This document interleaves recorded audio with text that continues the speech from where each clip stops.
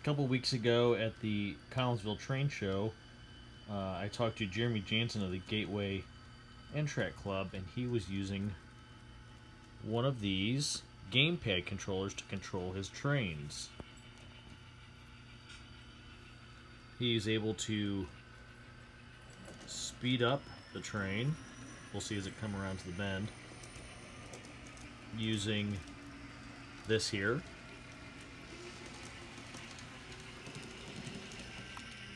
And slow down his train. Operate the horn and the bell, as well as other functions like the headlight. You can also reverse the direction using the gamepad controller.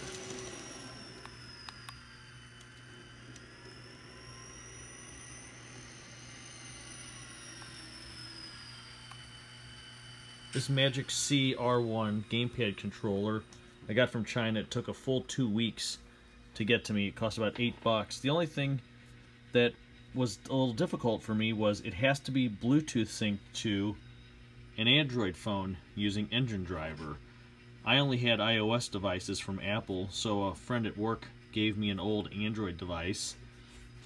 And in the Android preferences, which I won't go into today, you can set it up to use gamepads or this gamepad controller from MagicSee, the R1 version.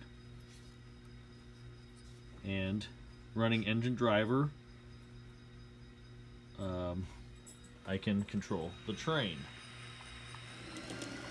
So to kind of back up a little bit to kind of show you how this works or how the link is made, the gamepad controller is Bluetoothed to the Android device running Engine Driver, and I had to go in and give it its locomotive number and acquire it.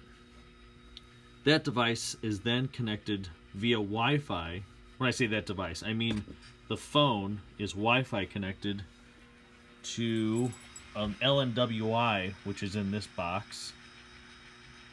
And for those who don't know, the LNWI is basically the Wi-Fi interface into Digitrex's Loconet. That going to my command station, out to the power wires, and out to the track. So it has to make a couple hops. It has to go Bluetooth to here, and then Wi-Fi to LNWI, and then onto the Loconet to the command station. So there's quite a few technological jumps, but the end result is something really cool. For running trains just in circles, it's really nice.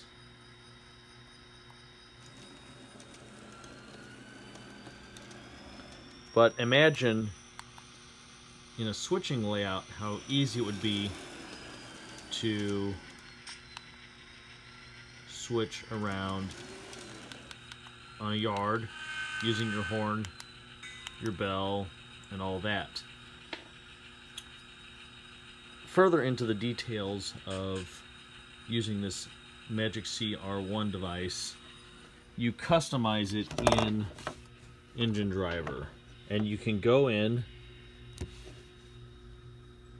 Oh, that's the wrong one. Well, actually we can see it right here though, the settings, to test if it's working or not.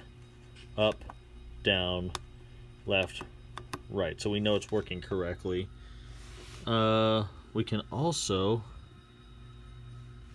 let's see, no.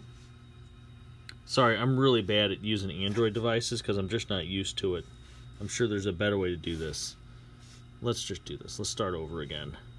Yes. Launch Engine Driver.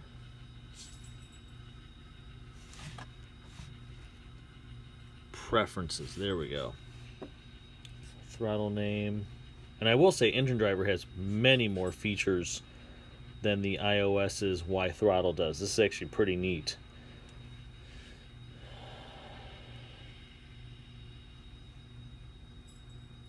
Alright, here we go. Gamepad preferences. So I went to Preferences, Gamepad Preferences. I choose my gamepad type, which, as I said, is the MagicseeR1 There's only a few you can use, so you got to get the right one.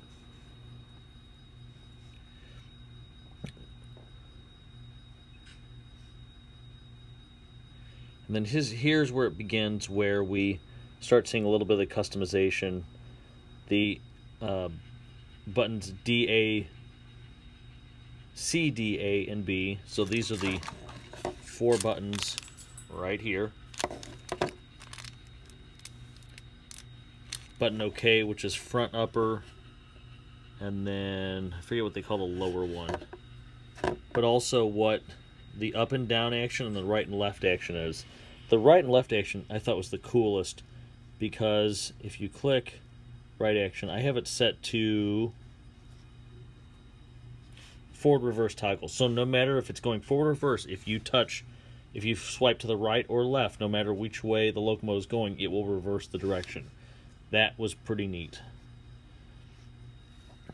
And there's a bunch more settings.